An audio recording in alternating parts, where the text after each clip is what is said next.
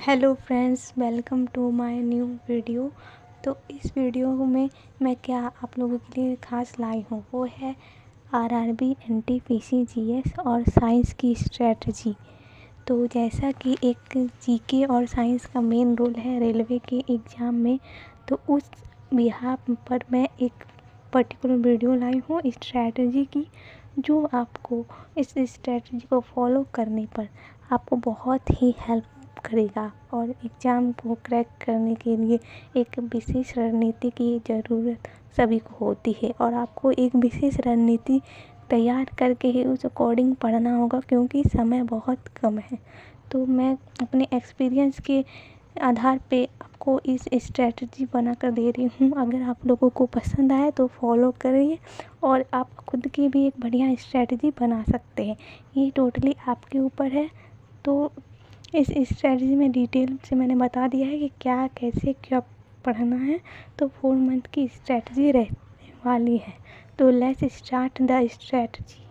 तो फॉर्म भरना स्टार्ट हो चुका है और 14 तारीख सितंबर से 12 अक्टूबर तक फॉर्म भरने की लास्ट डेट है।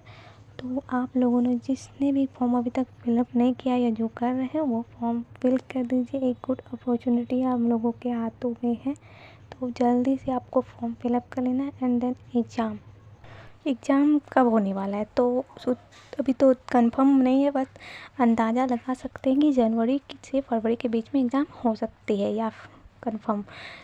तो एग्ज़ाम के लिए समय कितना बचा है तो सबको पता है, अक्टूबर, नवंबर एंड दिसंबर, जनवरी, 4 मंथ बचा है। तो 4 मंथ की स्ट्रैटेजी बताऊंगी। 4 मंथ में प्रिपरेशन आपका सिलेबस कंप्लीट हो जाए, इस तरीके से आपको मैं बताने वाली हूँ कि सिलेबस कंप्लीट होना चाहिए। उससे होता है कि आप कुछ तो पढ़े हैं। आप मान लीजिए एक चैप्टर भी छूटा है तो उससे रिलेटेड आप पढ़ चुके हैं, भले ही उसका मॉक छूट गया हो लास्ट टाइम पे या फिर रिवीजन छूट गया, लेकिन पढ़े तो हैं आप सिलेबस। तो इसलिए सिलेबस पहले कंप्लीट करना ज़रूरी है। तो सबसे पहले बुक्स एक मेन रोल मॉडल है। तो बुक्स में सजेस्ट करूँ कि लूसेंट बुक होना चाहिए आप लोगों के पास, जो कि कॉन्सेप्चुअल एक लाइन की जो तथ्य के अकॉर्डिंग होती है बुक। लूसेंट की तो बहुत अच्छी बुक है, तो आपके पास होनी चाहिए कॉन्सेप्ट बिल्डिंग करने के लिए। कॉन्सेप्ट समझना बहुत ज़रूरी है उस चैप्टर का, जो आप चैप्टर को पढ़ने वाले हैं उसके कॉन्सेप्ट सबको समझ में आना चाहिए कि नहीं, क्या क्या क्वेश्चन है, क्या पूछ सकता है, क्या थ्योरी है। तो नेक्स्ट बुक है पीवाईक्यू बुक। आप किसी भी पब्लिकेशन का ले सकते हैं जो आपको लगे कि हाँ बेस्ट है। मेरे ख्याल से मैं बता दूंगी बुक लिस्ट आपको, अभी मैं इस पर एनालाइज नहीं की हूँ कि कौन सा पर्टिकुलर बुक रहेगा बेस्ट, लेकिन ऑलमोस्ट जो भी टीचर प्रेफर करते हैं तो प्रीवियस ईयर के लिए तो आप किसी भी पब्लिकेशन में उसमें प्रीवियस ईयर रहेगा तो उसी बिहाफ पे वो क्वेश्चन बनाते प्रीवियस ईयर को लेकर ही, तो ले लीजिए। एंड साइंस का कॉन्सेप्ट बुक होना चाहिए, नहीं है तो लूसेंट में भी साइंस के बेसिस पे रहते हैं कॉन्सेप्ट्स। तो एग्ज़ाम में 40 क्वेश्चन आएंगे और 40 मार्क्स का। तो 30 question math, 30 question reasoning and 40 question GS और प्लस साइंस का। तो एक मेन जो होता है मार्क्स आपको कलेक्ट करने का इस एग्ज़ाम में ज़्यादा से ज़्यादा स्कोरिंग सब्जेक्ट साइंस और जीके एक स्कोरिंग सब्जेक्ट है, जिससे आप नंबर हाई स्कोर अपना कर सकते हो उसमें बेस्ट तैयारी करके।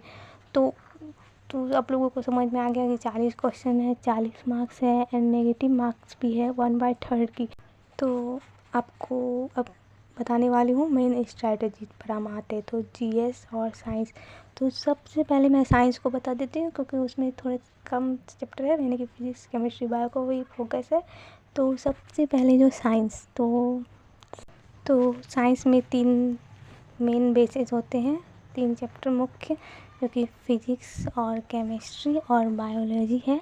तो लगभग आपको फिजिक्स में 15 चैप्टर देखने को मिल जाएंगे, 15 चैप्टर। और केमिस्ट्री और बायोलॉजी में भी 15 चैप्टर आपको कंप्लीट करने हैं, थ्योरी पढ़कर, मतलब शॉर्ट थ्योरी पढ़कर, लॉन्ग भी नहीं। तो 45 चैप्टर हैं अप्रोक्स, और आपको पास 45 चैप्टर को पढ़कर नोट्स बनाने के लिए मेरे ख्याल से 45 दिन और 3 घंटा डेली, यानी 3 से 4 घंटा, 3 घंटा आपको कम लग रहा है तो 4 घंटा आप दीजिए। 3 से 4 घंटा आपको साइंस पे देना है।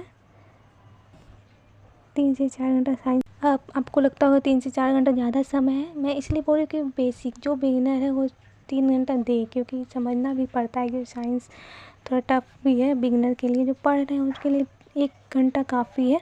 तो 45 चैप्टर को 45 दिन में मैंने बांट दिया है। आप पर्टिकुलर चैप्टर उठाइए, एक चैप्टर, उससे रिलेटेड आप यूट्यूब पर सर्च कीजिए वीडियो, जैसे कि गुरुत्वाकर्षण। तो गुरुत्वाकर्षण पे मैंने वीडियो देखा, ठीक है, समझ में आ गया, थ्योरी, कॉन्सेप्ट, फार्मूला, एक कॉपी बनाइए, उस पर नोट कर दीजिए, शॉर्ट में नोट बनाइए। गुरुत्वाकर्षण ये है, उसका फार्मूला ये है, एंड इस पर लगता है, एंड ये सब बेसिस है, उसके फार्मूला से लिख दिया।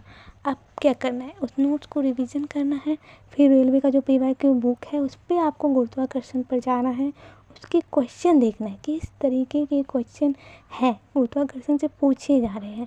तो आपको कुछ समझ में आएगा, अरे इस फॉर्मूला से बेसिस पे ये सारे क्वेश्चन बन रहे हैं, तो आपको लगेगा। तो आप उसका रिवीजन करिए, देखिए कि कौन सा चैप्टर आप कौन सा क्वेश्चन छूट गया, जो कि मैंने पढ़ा गुरुत्वाकर्षण लेकिन गुरुत्वाकर्षण से मुझे हार्ड लगा, तो नोट डाउन भी करिए, ठीक है। रिवीजन बहुत ज़रूरी है, मॉक प्रीवियस ईयर क्वेश्चन को लगाना बहुत ज़रूरी है। नहीं, कॉन्सेप्ट पढ़ने से नहीं होगा, क्वेश्चन किस तरीके से आ रहे हैं आपको वो समझना होगा। उस चैप्टर का आप चाहे तो सेक्शनल मॉक देख सकते हैं, जैसे कि साइंस के मॉक दीजिए, फिजिक्स का आता है तो मॉक टेस्ट लिए हैं तो आप उस हिसाब से मॉक देते रहिए, आपका इम्प्रूवमेंट होते रहेगा।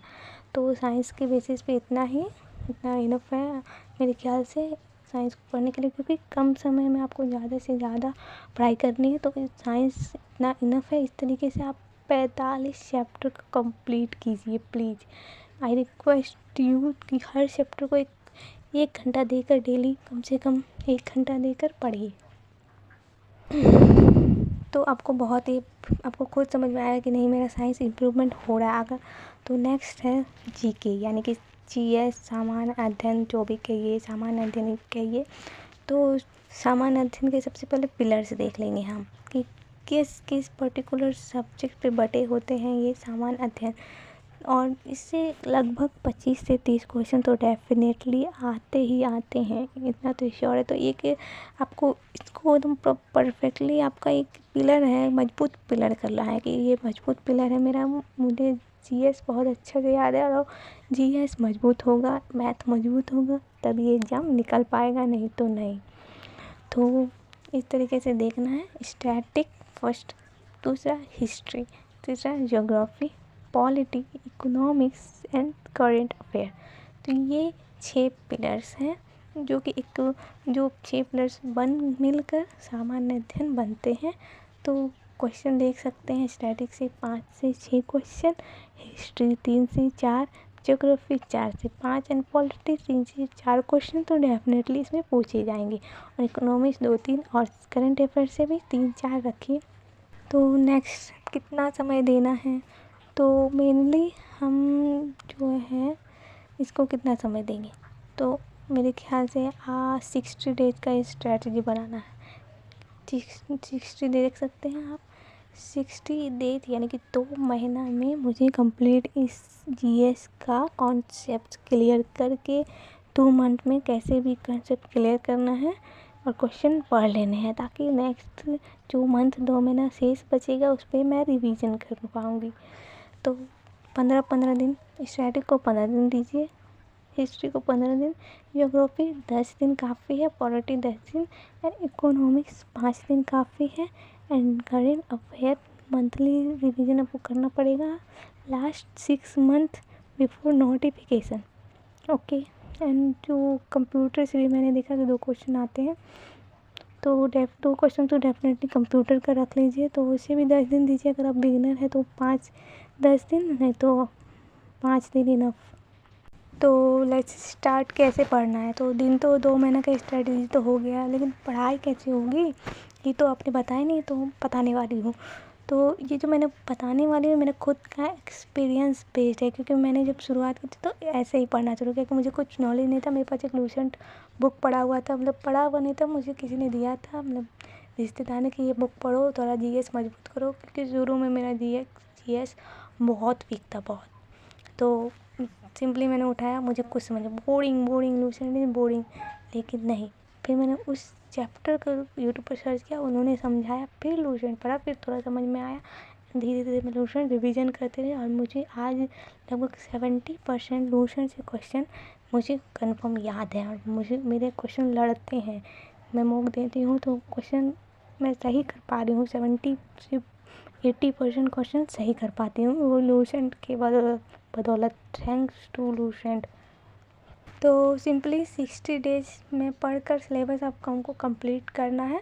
उस तरीके से रणनीति बनानी है। अगर आपको चाहते हैं कि नहीं ये रणनीति मुझे 60 डेज में नहीं हो पाएगा, आप बिगनर है, तो आप ज़्यादा समय दीजिए, अपने तरीके से स्ट्रैटेजी प्लान कीजिए।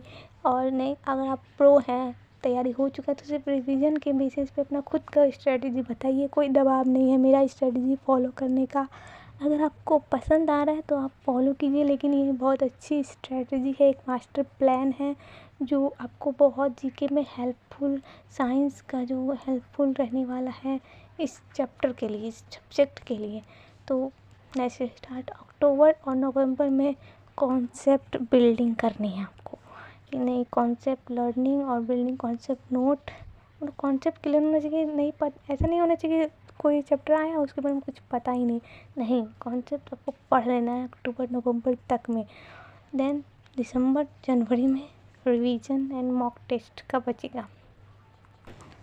रिवीजन ही मेन फोकस होता है, एग्ज़ाम का मेन तैयारी होता है, लास्ट तैयारी होता है। तो इसी बेसिस पे आपको तैयारी रिवीजन भी करना है, स्टैटिक फिर हिस्ट्री फिर ज्योग्राफी, क्योंकि एक ऐसा बेस है कि स्टैटिक में आपको ज़्यादा चैप्टर देखने को मिलेंगे, इंटरेस्टिंग लगेगा। फिर थोड़ा बोरिंग सब्जेक्ट हिस्ट्री पढ़ लीजिए, फिर थोड़ा ज्योग्राफी यूनिक है, फिर थोड़ा पॉलिटी थोड़ा है कॉन्सेप्चुअली। तो इस तरीके से आप पढ़ेंगे इस सीक्वेंस में तो आपको पढ़ने में भी मज़ा आएगा। नहीं हाँ, अच्छा चैप्टर है, अच्छा सब्जेक्ट है, पढ़ने में मज़ा आता है। इस सीक्वेंस से पहले आप स्टैटिक से शुरू करके देखिए, आपको इंटरेस्ट बढ़ेगा पढ़ाई में। तो नेक्स्ट कैसे रिवीजन करें, तो जीएस का मॉक टेस्ट पहले सबसे पहले होना चाहिए आपके पास प्रॉपर मॉक टेस्ट। तो मॉक टेस्ट दीजिए, कॉन्सेप्ट पढ़ चुके हैं, रिवीजन हो चुका, पीवाईक्यू पढ़ चुके हैं, उस चैप्टर के कॉन्सेप्ट पढ़ लिया, उस चैप्टर का पीवाईक्यू पढ़ लिए, ओके। देन मॉक टेस्ट दीजिए, एनालाइज कीजिए कौन से चैप्टर के क्वेश्चन आपके छूट रहे हैं, यानी कि सॉल्व नहीं हो पा रहा है। पढ़ लिया कॉन्सेप्ट, रिवीजन भी हो गया, पीवाईक्यू हो गया, बट क्वेश्चन अभी भी छूट रहे हैं, सॉल्व नहीं हो रहा है। और कौन से क्वेश्चन हार्ड है आपके लिए, कौन ईजी है, तो वो भी आपको ध्यान में रखना है। तो एक पर्टिकुलर फिर से आपको उस चैप्टर पर जाना है, आपको एक नोट भी बना लेना चाहिए कि हाँ ये क्वेश्चन सॉल्व नहीं हुआ, ये चैप्टर पे है, तो उसको फिर से मुझे रिवीजन करना है। जिस सेक्शन का आपको लगे कि जिस चैप्टर का क्वेश्चन छूट गया, उसको फिर से एक बार बढ़िया से पढ़ाई कीजिए, उस पर एक बार थोड़ा सा मेहनत और कीजिए, ताकि वो आपका और बेटर हो सके। हो सकता है आपने बहुत टाइम से वो चैप्टर को पढ़ाना इस वजह से भी, तो उसको समय दीजिए, उस पर समय दीजिए, आप प्रॉपर प्रैक्टिस कीजिए, लगातार प्रैक्टिस कीजिए, तो ही आपका हो पाएगा। क्योंकि देन इम्प्रूवमेंट आपको खुद दिखेगा।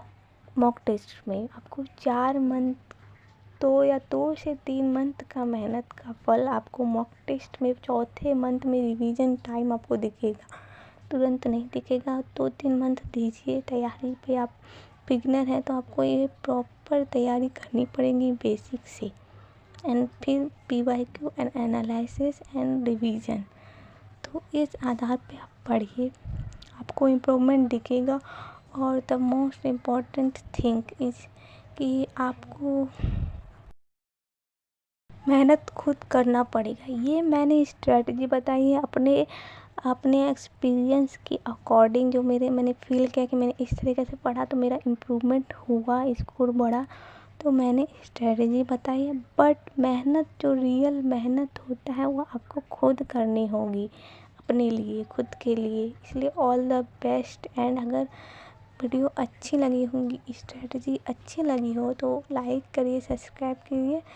और ज़्यादा कुछ नहीं, मैथ का भी लाने वाली हूँ नेक्स्ट वीडियो, एक प्रॉपर अच्छी स्ट्रेटजी बेस्ड वीडियो। तो बने रहिए मेरे साथ। तो तब तक के लिए thank you for watching, and मिलते हैं नेक्स्ट वीडियो में।